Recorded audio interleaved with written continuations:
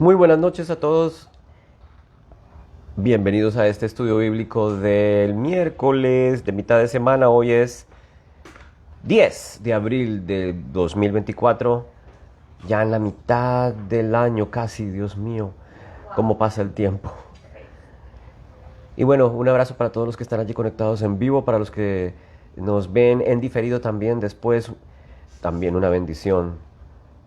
Oramos en esta noche para que el Señor se manifieste, se glorifique en el nombre de Jesús. Gracias, Padre, por esta tarde.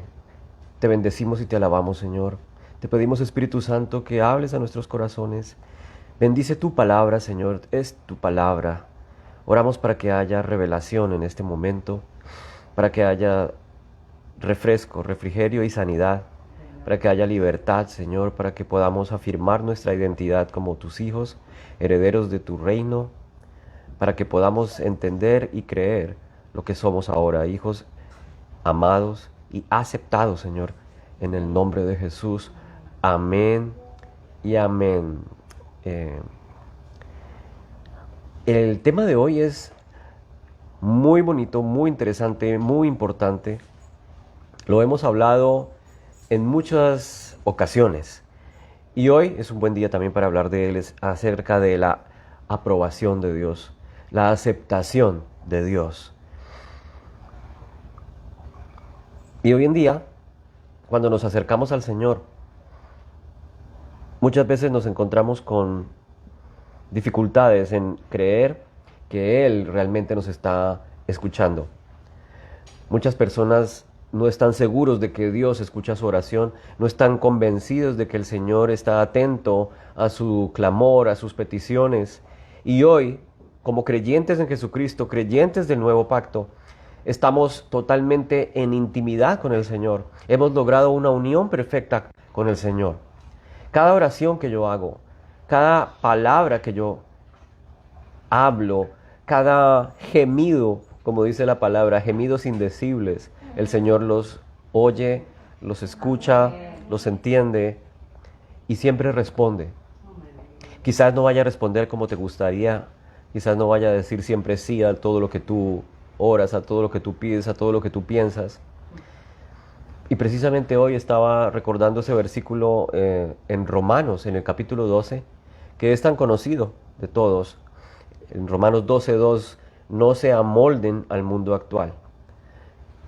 No se conformen al mundo actual, dice otra versión, sino más bien sean transformados en su mente. Sean transformados más bien por medio de la renovación de su mente. ¿Y todo esto con qué fin? Para que puedan comprobar la voluntad de Dios, que es buena, es agradable y que es perfecta. Nosotros, cuando oramos al Señor, pensamos que tiene que ser a nuestra manera y que se haga nuestra voluntad. Y precisamente cuando estaba meditando en este versículo, recordaba lo que el Señor oró cuando estaba en Getsemaní. Señor, si quieres, pasa de mí esta copa, pero no se haga mi voluntad, sino la tuya. Porque la voluntad del Padre era o es en la eternidad que su Hijo se hiciera hombre, que padeciera y que pagara el precio por nuestros pecados, que fuera a la cruz a morir por nosotros, pero a resucitar al tercer día y vencer la muerte, traer victoria para nosotros. Sin embargo, el momento crucial, de ahí viene la palabra, por cierto, la palabra crucial viene de cruz. Vivió ese momento excruciante de dolor, esa palabra excruciante de la cruz que soportó nuestro Señor. Y en ese momento, cuando ya se acerca la hora final, su corazón está afligido, está estresado, está angustiado. Y sin embargo decide, Señor, haz tu voluntad y no la mía. Amén. Pero cuando nosotros oramos estamos diciendo, Señor, haz tú mi voluntad y no la tuya. Que se haga como yo digo y no como tú crees. Que se haga como a mí me parece y no como tú lo deseas. Y vamos entonces, todo lo opuesto que dice el versículo de Romanos 12. Para que podamos comprobar cuál es la voluntad de Dios, que es buena, agradable y perfecta. Si nosotros conocemos al Señor, si nosotros conocemos su corazón, Y en esta iglesia y en estos estudios lo hacemos una y otra vez. Hemos hablado acerca del corazón de Dios, de la buena voluntad que Dios tiene para con nosotros y para todos los que se han acercado a Él por los méritos de Cristo Jesús. Su voluntad es buena, su amor es perfecto, su amor es genuino, su amor es eterno. Ese es el corazón del Señor. Por lo tanto, si yo confío en ese corazón que me ama, si yo confío en ese corazón que tiene buena voluntad para conmigo,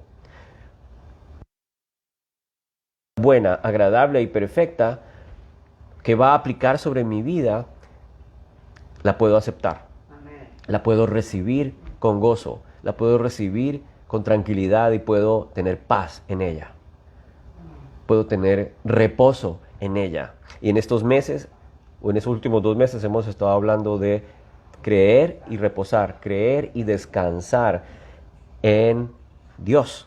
Creer y descansar específicamente en Jesús para obtener todo lo que Él conquistó para nosotros. Y hemos hablado de creer y descansar para obtener la sanidad. Creer y descansar en ti para obtener la paz. Creer y descansar para obtener la unidad en ti. Creer y descansar para entender el nuevo corazón. Creer y descansar para poder madurar. Creer y descansar para poder en ti perdurar. Fue el último mensaje del domingo pasado, que por cierto estuvo bien chévere. Si no lo has visto, te lo recomiendo que lo veas en YouTube.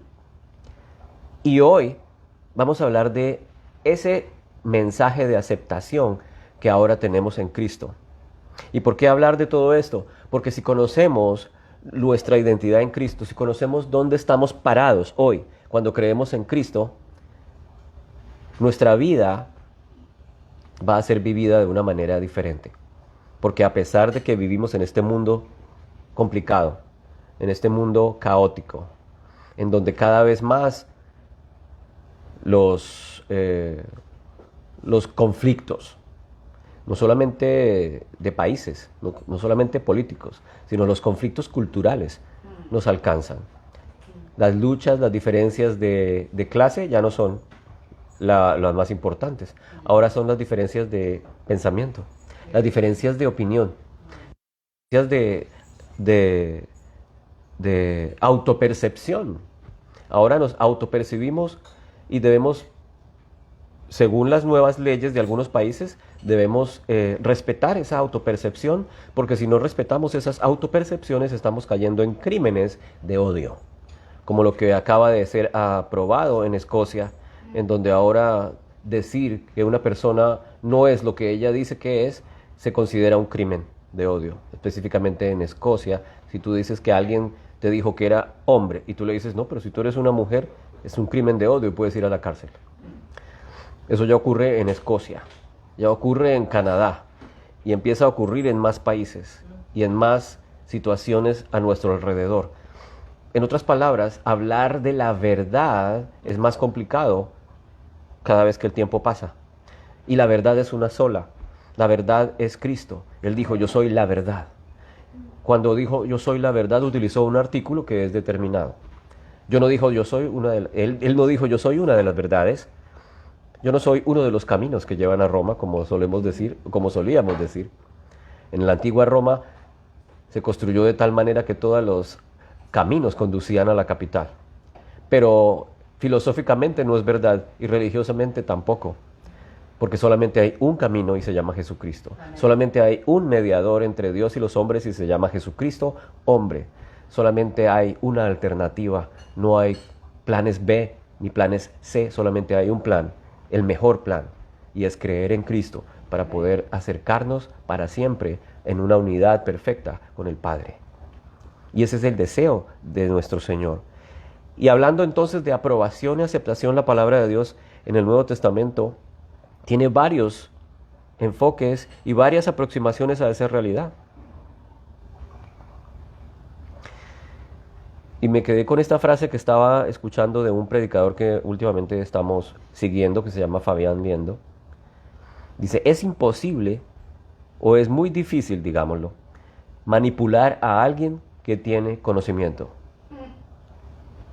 Por eso es tan importante no solamente que leamos la palabra, sino que profundicemos en ella y que en oración pidamos la revelación de esa palabra, revelación de lo que el Señor quiere entregar a nuestras vidas.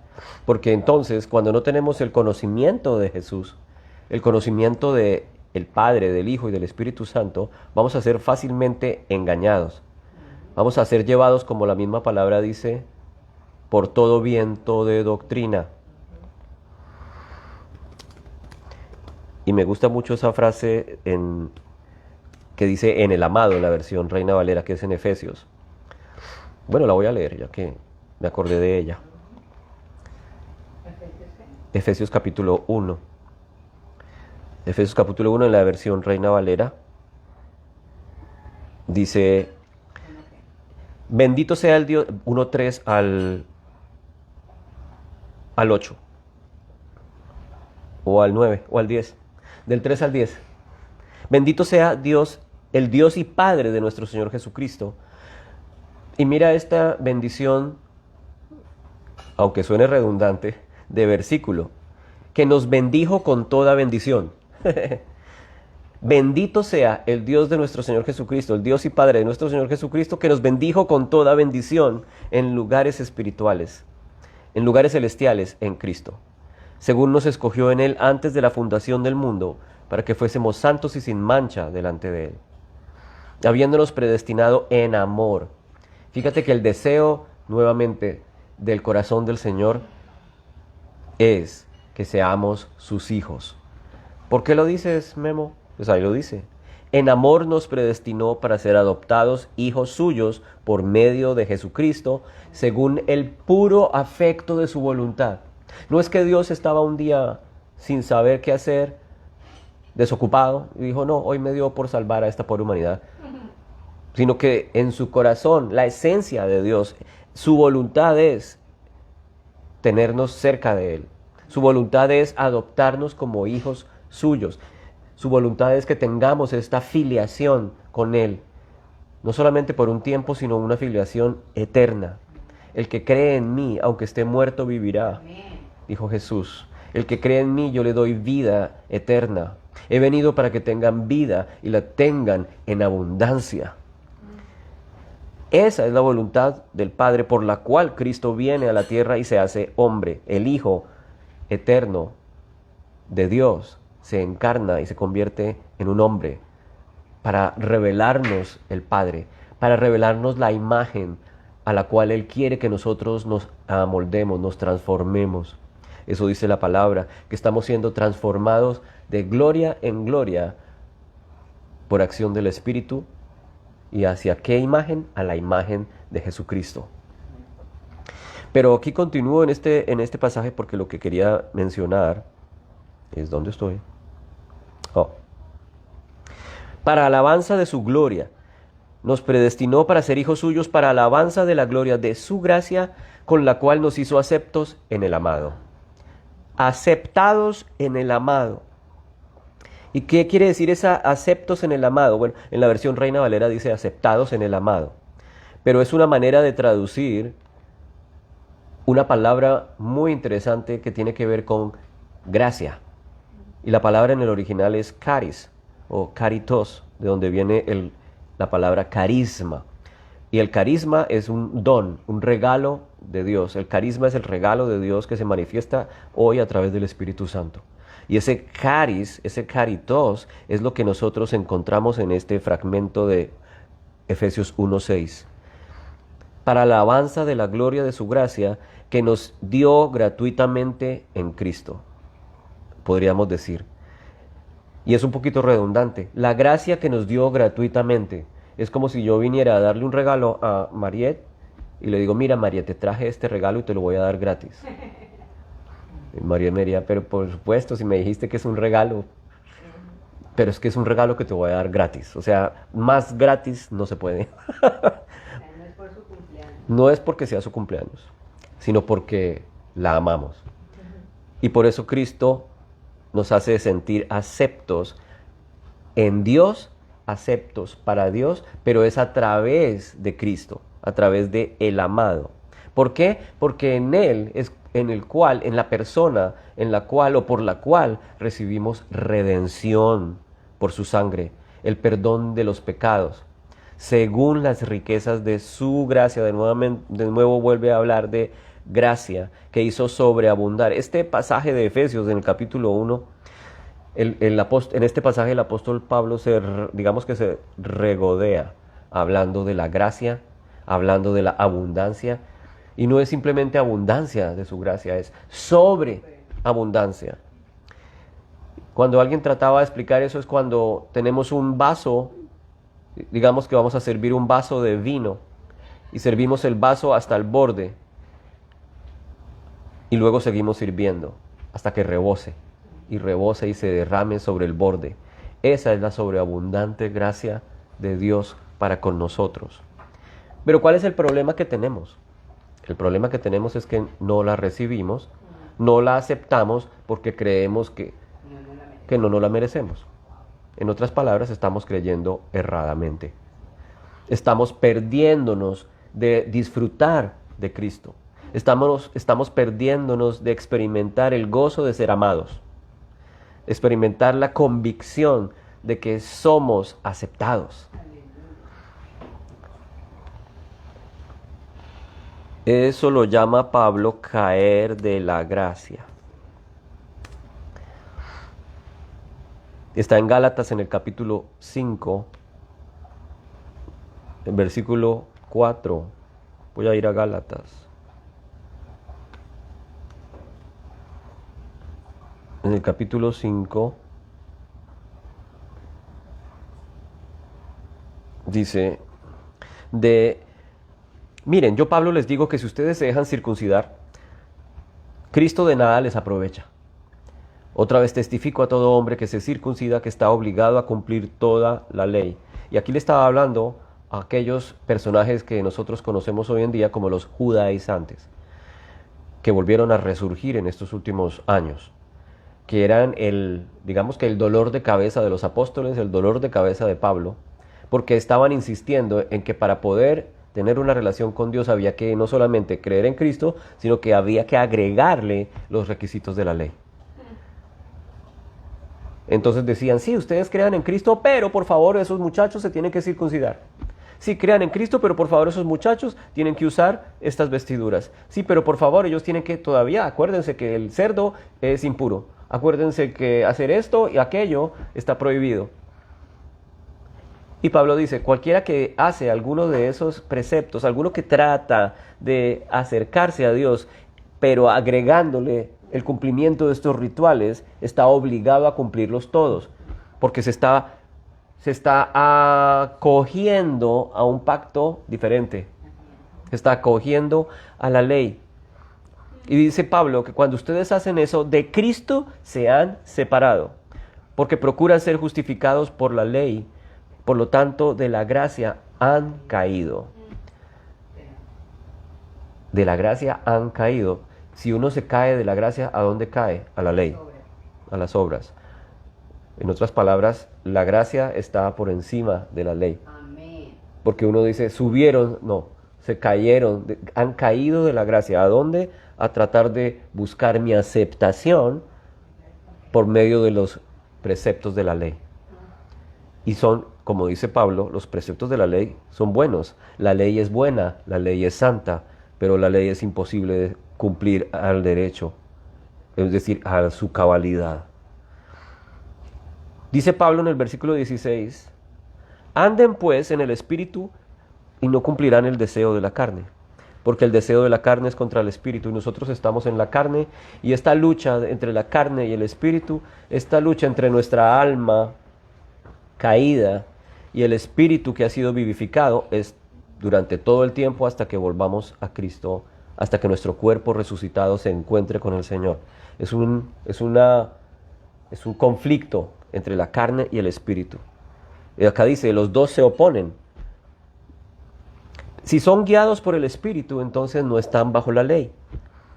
Y luego entonces menciona las famosas obras de la carne, que no las sabemos porque son bastantes, pero sí las conocemos.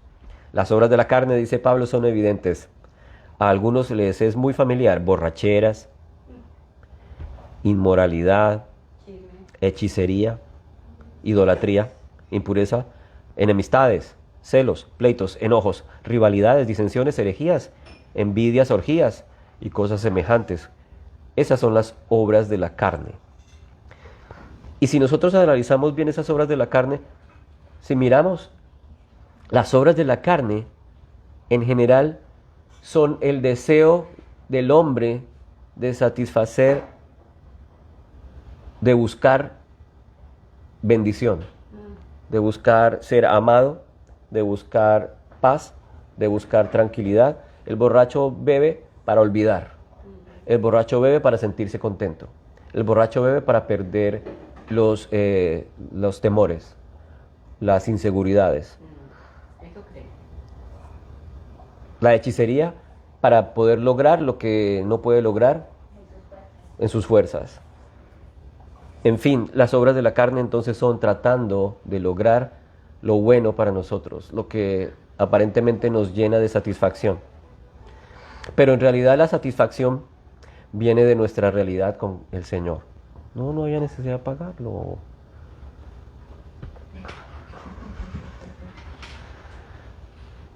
Nos quitaron el patrocinador. Bueno. Pero el versículo 22 dice que el fruto del Espíritu, fruto, es amor, gozo, paz, paciencia, benignidad, bondad, fidelidad, otra vez, o fe también, mansedumbre, dominio propio. Contra tales cosas no hay ley. Si vivimos entonces por el Espíritu, andemos por el Espíritu. El fruto del Espíritu, o sea, el Espíritu que ahora habita en ti y habita en mí, da fruto. Y ese fruto no depende de mí, sino del Espíritu que habita en mí. Amén. A medida que yo, volviendo otra vez a Romanos 12 de versículo 2, a medida que yo, y hoy les explicaba este versículo a los niños en la clase, ¿cómo hacemos para transformar nuestra mente? ¿Cómo hacemos para transformarnos y no adaptarnos? Entonces le decía, ¿se acuerdan lo que vieron en ciencias de lo que le pasa a la mosca cuando va del huevo a la mosca? ¿Cómo se llama eso en ciencias? Metamorfosis. Muy bien. Esa es la palabra que se usa en el Nuevo Testamento para hablar de la transformación. O sea que esa transformación es un proceso que no interviene nuestra voluntad. La transformación es un acto pasivo, es un desarrollo que viene cuando nosotros nos enfrentamos, nos exponemos a la palabra, al Espíritu Santo, a Dios. Cuando tenemos la relación con el Señor, Él empieza a trabajar en nosotros, a transformar nuestra vida, a transformar nuestra mente, nuestra alma. Ese es el proceso. Y como la misma metamorfosis lo dice, es un proceso, no es algo instantáneo. Es un proceso que dura toda la vida. Pero entonces, ¿cuál es la tendencia de nuestro ser? A adaptarnos al mundo equivocadamente. A adaptarnos, a moldarnos a lo que el mundo dice que está bien o a lo que el mundo dice que está mal. Entonces nos sentimos rechazados, nos sentimos que no encajamos en un mundo que no se adapta al mensaje del... ¿Qué hacemos? Nos adaptamos a él, al mundo, para encajar en ese mundo que está caótico y caído. Entonces decimos que lo incorrecto, que Dios llama incorrecto, pero que el mundo llama correcto, nosotros también lo tomamos como correcto. Y entonces se cumple lo que dice la palabra: a lo malo llamamos bueno y a lo bueno llamamos malo. Pero lo que Dios llama malo es malo. Amén. Pero hoy en día están diciendo que está bien. En aras del amor. En aras de la libertad, en aras del amor, en aras de que mi verdad es mi verdad y tu verdad es la tuya y yo te la respeto. Aunque seamos inclusivos. Eso tiene que ver con con los nuevos pensamientos y tendencias del mundo actual. La inclusión, la autopercepción y todos estos problemas culturales que estamos enfrentando hoy como cristianos. Y cuando pienso en eso, pienso en estos niños, en nuestros hijos, los adolescentes, porque ellos están precisamente adoleciendo de identidad. Y entonces, para poder encajar, para poder hacer parte del grupo, para no sentirse rechazado, para no sentirse separado, para que no lo tachen de niño raro, entonces ellos tienden a aceptar y a amoldarse al mundo actual. Y lo que la palabra dice es, no te amoldes al mundo actual. Más bien, transfórmate. ¿Cómo? Por medio de la renovación de mi mente. ¿Y cómo renuevo mi mente? Por medio de el Espíritu Santo, por medio de mi relación con Dios, de la palabra. ¿Cómo renuevo mi mente? Meditando en su palabra. ¿Cómo renuevo mi mente? Enfocándome en Cristo. Como dice él mismo, pongan su mirada en las cosas de arriba. Las cosas de arriba, no las cosas de abajo. Dice Colosenses 3, capítulo 3. Poned la mirada en las cosas de arriba y no en la tierra, porque habéis muerto y vuestra vida está escondida con Cristo en Dios. ¡Wow! Nuestra vida está escondida nada más y nada menos que con Cristo en Dios. Lo veíamos el domingo.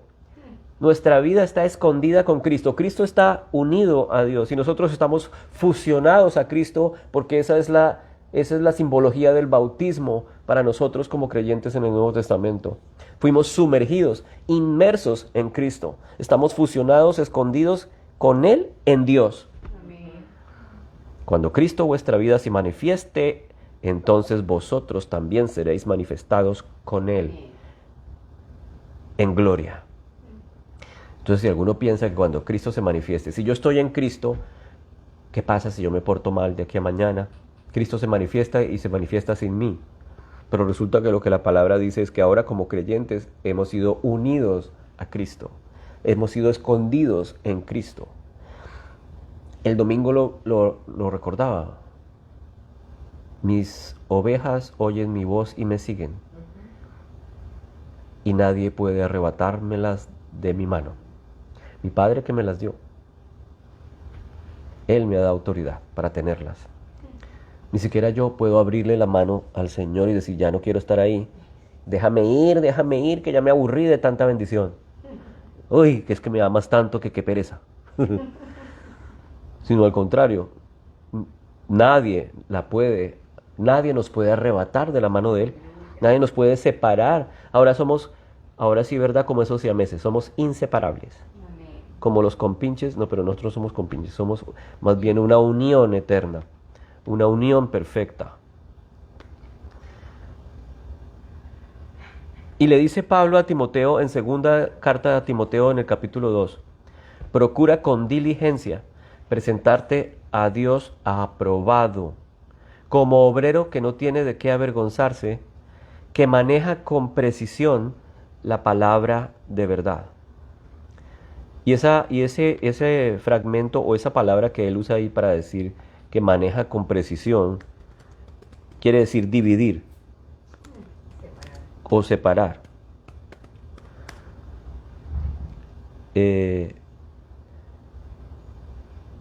¿Dónde está ese versículo? Que maneja con precisión la palabra. Que maneja, no que divide, ¿no?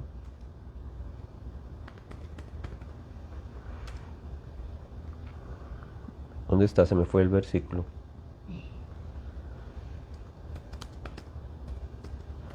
Pues acá lo tengo. ¿Cuál fue que dije que era? Segunda de Timoteo 2.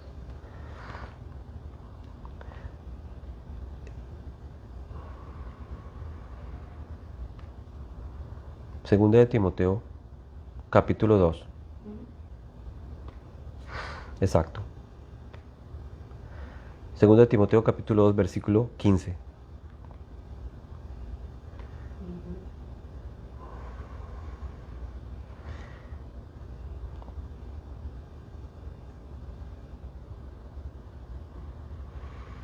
Y la palabra es la que utilizan los médicos, de donde viene la palabra ortopedista, de donde viene ortodoxia. Orto quiere decir es derecho, cortar correctamente, como tomar una regla y dividir a exactitud las dos partes. Y cada parte es exactamente igual a la otra.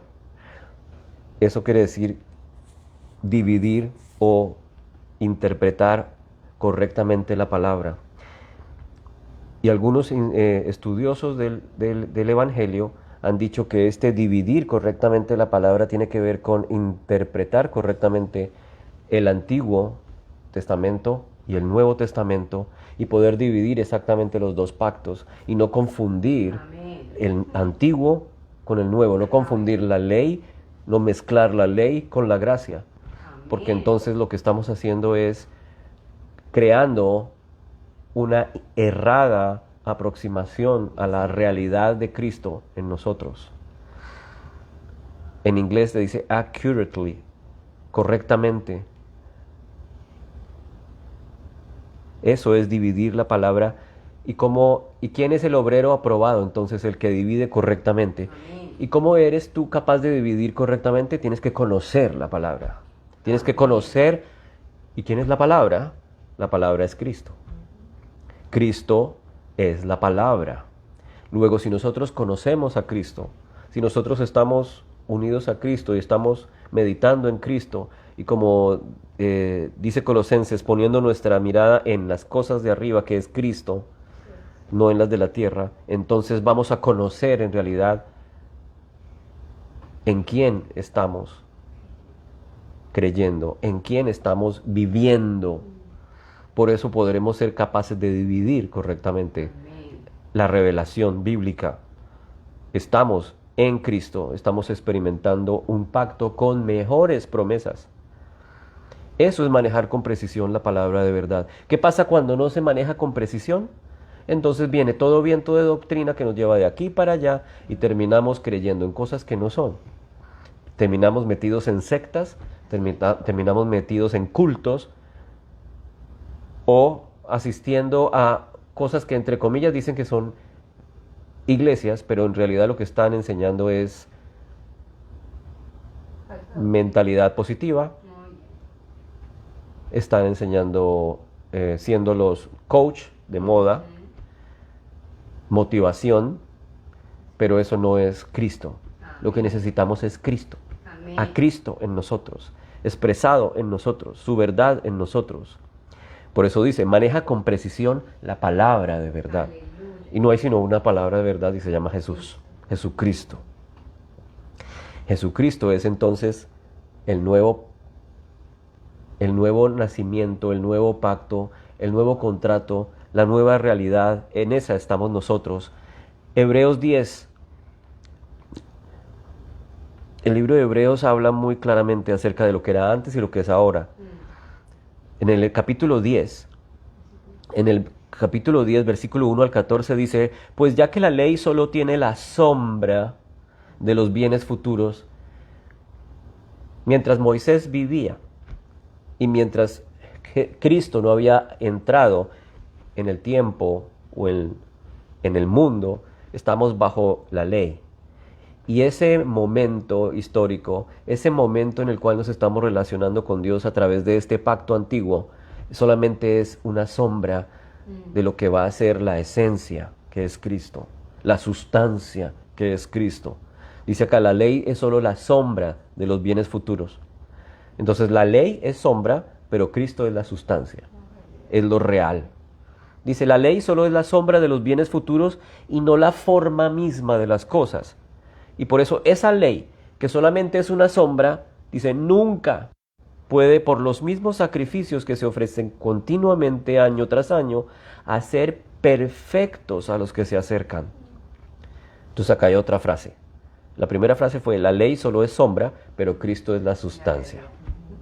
La segunda frase es, la ley no te hace perfecto, solo la fe en el sacrificio de Cristo te hace perfecto. ¿Qué era lo que buscaba el israelita que vive bajo la ley? Y el fariseo que se apega a la Torá para tratar de ser justo, quería ser perfecto. Eso es lo que es ser justo. Querían ser sadik, querían ser justo en el lenguaje hebreo, alguien que es totalmente aprobado y aceptado delante de Dios. ¿Y cómo lo lograban, según ellos? A través de los sacrificios, a través de los preceptos que ellos seguían al pie de la letra. Pero leemos el Nuevo Testamento y nos encontramos con que la ley nunca nos puede hacer perfectos. Lo intentamos y lo seguimos intentando y nunca podemos llegar al estándar perfecto de santidad y perfección que exige Dios.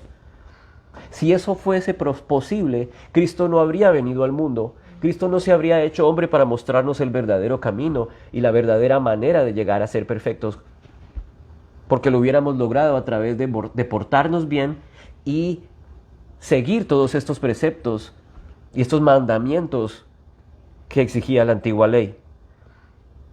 Pero Cristo aparece para decirnos no.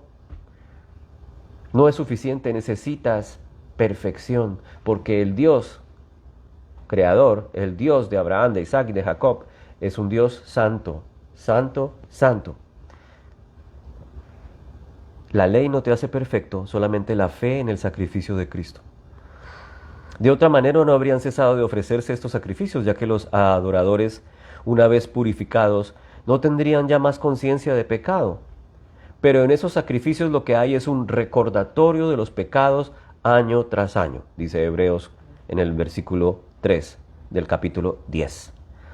Cada vez que hacemos sacrificios es un recordatorio de nuestros pecados. Es como siempre les digo, es como si tuviéramos una tarjeta de crédito con Dios. Siempre pagando el saldo mínimo, la cuota mínima. Y pagamos la cuota mínima cada mes para no quedarnos atrás, para que no vengan a embargarnos, para que no vengan a quitarnos todo, si dejamos de hacerlo. Esos sacrificios operan de una manera similar. La tarjeta de crédito pagas el mínimo, pero tu deuda continúa allí creciendo y no baja como nos estaba pasando que días cuando estábamos mirando la deuda de JCPenney. ¿Cómo así? Estamos pagando y eso no baja, al contrario, eso sigue igual de grande. ¿Por qué? Porque es imposible que la sangre de animales quite los pecados. Por lo cual, cuando Cristo entra al mundo, dice, sacrificio y ofrenda no has querido, pero un cuerpo has preparado para mí. Holocaustos y sacrificios no te han complacido, pero he venido para hacer, Dios, tu voluntad. Entonces dijo, he aquí yo he venido para hacer tu voluntad. Él quita lo primero para establecer lo segundo.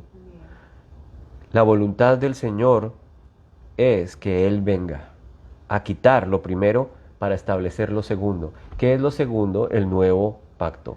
¿Qué es lo segundo? Mejores promesas. ¿Qué es lo segundo? Aceptación en Cristo. Él quita lo primero para establecer lo segundo. Por esa voluntad hemos sido santificados mediante la ofrenda del cuerpo de Jesucristo, ofrecida una vez y para siempre. El sacrificio máximo, único, suficiente del Cordero de Dios. Otra frase, voy a Hebreos 9. En Hebreos 9 dice, según la ley, Hebreos 9:22, casi todo ha de ser purificado con sangre, y sin derramamiento de sangre no hay perdón.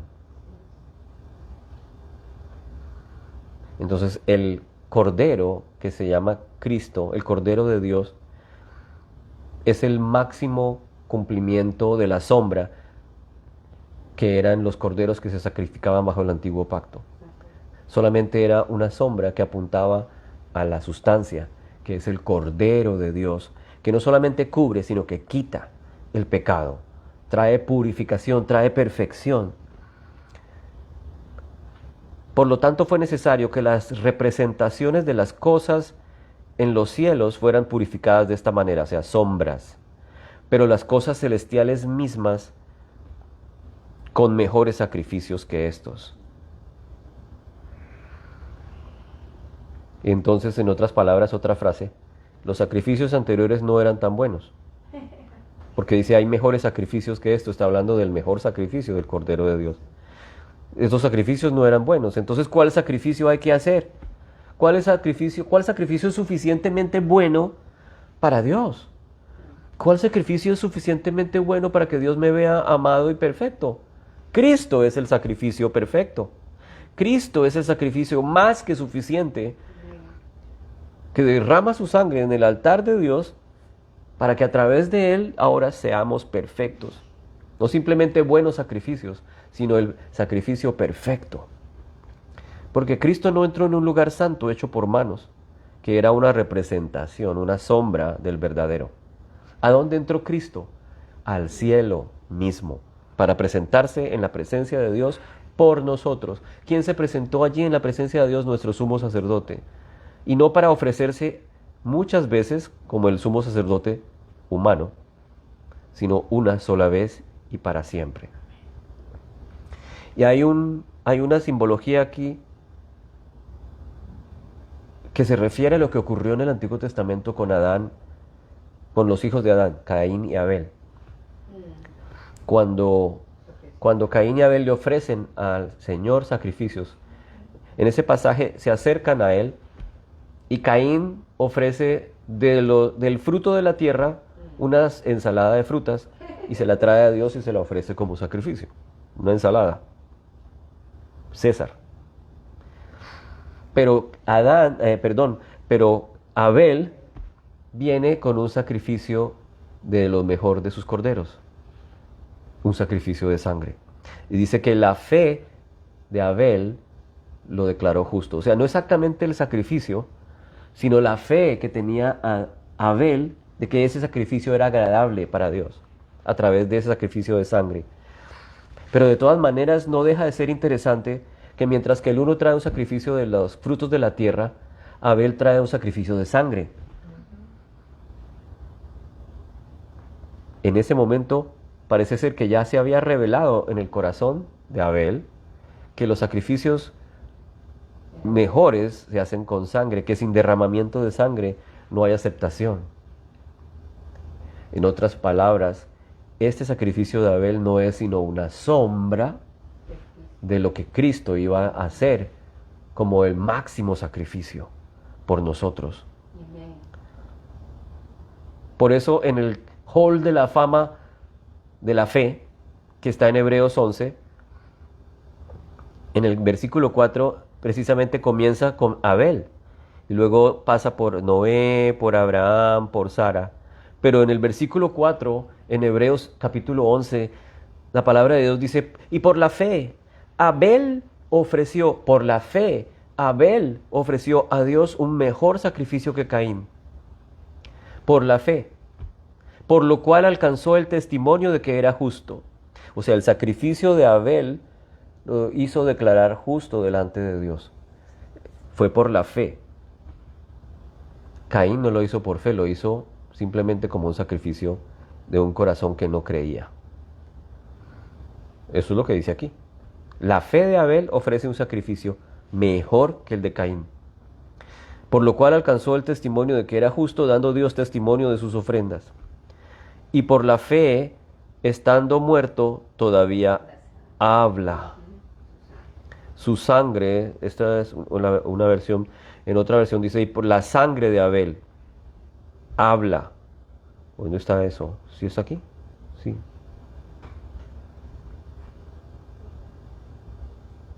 Ah, no, aquí no es. Está en el siguiente capítulo. Por ahora, digamos que por la fe ofreció mejor sacrificio que Caín. Y por la fe, estando muerto, todavía habla. Y luego sigue hablando. Por la fe, Enoc fue trasladado al cielo. Por la fe, Noé, advertido por Dios de las cosas que no se veían, preparó el arca para salvación de su casa. Por la fe, Abraham obedeció saliendo del lugar donde vivía para recibir la herencia y salió sin saber a dónde iba. Por la fe, Sara recibió fuerzas para concebir, etc. Pero lo que quería hacer énfasis era en la fe de Abel. Y en el capítulo 12, ahí está lo que acabaste de decir. 12, 18 al 25. Porque ustedes no se han acercado a un monte que se pueda tocar,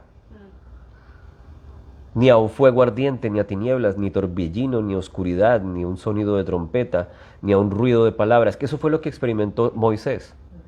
Moisés cuando se fue al monte, allá arriba había un fuego ardiente, luego cayó oscuridad, luego hubo un fuerte viento, sonó un ruido como de trompeta. Tanto era así que los que oyeron rogaban que no se les hablara más, porque ellos no podían soportar el mandato, si aún una bestia toca el monte será apedreada. Tan terrible era este espectáculo que Moisés dijo, estoy aterrado y estoy temblando. Entonces dice, ustedes, o sea, nosotros los que estamos en el nuevo pacto, los que hemos creído en Cristo. Ustedes no se han acercado a un monte físico como Moisés. Porque ¿cuál es la tendencia nuestra? A buscar ver para creer. Esa es la tendencia de la fe. Si yo veo, creo. Es que yo te voy a ayudar, pero muéstrame a ver cómo. A ver. Pero es que te voy a dar esto, sí, pero dame una prueba. Yo te amo, dame una prueba. No nos hemos acercado entonces al monte de la ley, porque ese monte es el monte de la ley, donde Moisés recibió la ley. ¿Y qué ocurrió en ese monte? O sea, ¿cuál es la consecuencia del monte de la ley? Cuando se acerca uno al monte de la ley, que es físico, tangible, es decir, por el esfuerzo personal, lo que obtienes es muerte y condenación. Eso es lo que obtenemos cuando nos acercamos a Dios a través del monte de la ley. Esa es otra frase. Ustedes, en cambio, se han acercado al monte de Sión y a la ciudad del Dios vivo, a la Jerusalén celestial. A esa ciudad es la que nos hemos acercado. ¿Tú puedes tocar esa ciudad? No, es una ciudad, es una unión espiritual. Nos hemos acercado al Dios vivo, a la Jerusalén celestial, a millones de ángeles, a la Asamblea General Iglesia de los primogénitos inscritos en los cielos. Nos hemos acercado a Dios, al juez de todos, y a los espíritus de los justos hechos ya perfectos, y a Jesús, el mediador del nuevo pacto, y nos hemos acercado a la sangre rociada que habla mejor que la sangre de Abel. Amén. La sangre de Jesús. Porque ¿qué pasó cuando por Caín? Su sangre clamaba por venganza. Esa es la manera como la sangre de Abel habla, pero la sangre de Cristo dice perdón. Cristo dice perdón, redención, reconciliación. Esa es la voz de Cristo. Por eso dice aquí que habla mejor que la sangre que derramó Abel. Por lo tanto dicen, tengan cuidado de no rechazar a aquel que habla. Cuando está diciendo habla, está hablando de la palabra, Cristo. Allí mismo nos dice que en el pasado Dios nos habló a través de la ley y los profetas, pero hoy nos habla por medio de Cristo. Ten cuidado, como dice el cubano, oye, ten cuidado de no rechazar a aquel que habla. Porque si rechazas al que habla, es decir, Cristo, hoy en día Dios habla por medio de Cristo. Si rechazas a Cristo, tienes condenación. Ahí sí no tienes aceptación. Porque vas a tratar de buscar aceptación por medio de la ley, por medio de tu esfuerzo. Porque si aquellos no escaparon cuando rechazaron al que les amonestó sobre la tierra, ¿quién los amonestó sobre la tierra? Cristo. Cristo les habló y ¿qué hicieron? Rechazaron. A los suyos vino y los suyos no lo recibieron. Cuando estuvo sobre la tierra, lo rechazaron. Ahora, mucho menos nosotros escaparemos si nos apartamos de aquel que nos amonesta desde el cielo. ¿Dónde está Cristo hoy? En el cielo.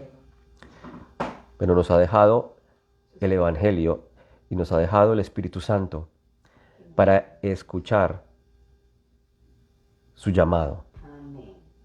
Nos amonesta en amor, nos instruye, nos guía. Ten cuidado de no rechazar al que habla. Amén. Pero cuando aceptas, viene la aceptación. Cuando crees en el que habla, cuando crees en Cristo, cuando crees en su sacrificio, en su obra única y suficiente, recibes la aceptación. Somos entonces aprobados y aceptados. Un obrero aprobado conoce a Cristo y divide correctamente la palabra, interpreta correctamente, entiende la revelación. Y si correctamente interpretamos la palabra y recibimos la revelación, correctamente vamos a predicar la palabra. Y vivir. Y vamos a hacer, como dice aquí, testimonio. Amén. Testimonio.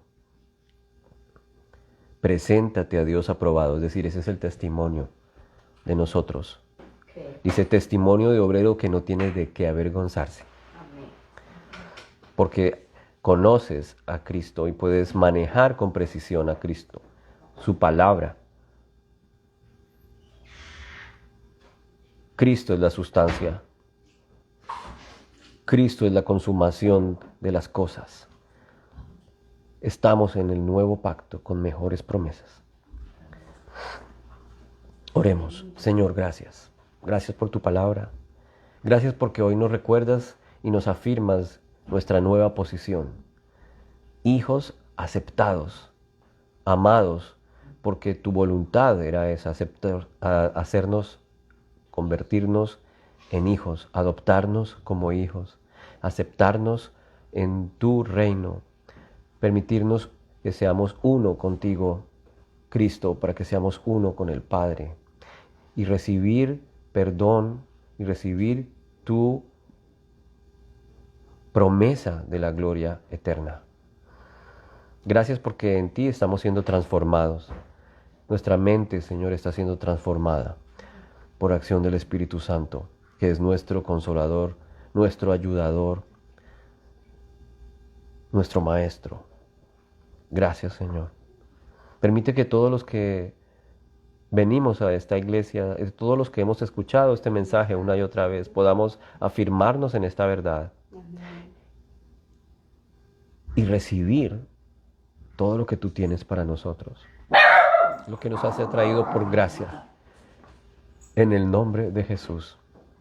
Ponemos en esta noche especialmente la vida de Gilberto, nuestro hermano. Oramos para que seas tú enviando tu palabra, diciendo tu palabra de sanidad. Solo una palabra tuya es suficiente para que él sea levantado y restaurado en victoria. Bendecimos su sistema inmunológico en el nombre de Jesús. Bendecimos su vida y oramos para que toda infección y la fiebre y el dolor y la inflamación se vayan y pueda ser restaurado hoy mismo en el nombre de Jesús. Gracias por todos los que están hoy batallando con alguna enfermedad, con algún dolor, con algún problema físico o emocional. Porque conocer esta verdad, Señor, también trae paz y sanidad en nuestra mente, en nuestro corazón, libertad en el nombre de Jesús. Gracias, Señor, te bendecimos en el nombre de Jesús. Amén. Amén. Gracias a los que estuvieron allí conectados. Nos vemos el próximo domingo en el servicio de fin de semana a las 11 de la mañana. Y el próximo miércoles en la mitad de la semana, estudio bíblico de nuevo a las 7:30. Gracia y paz para todos. Amén.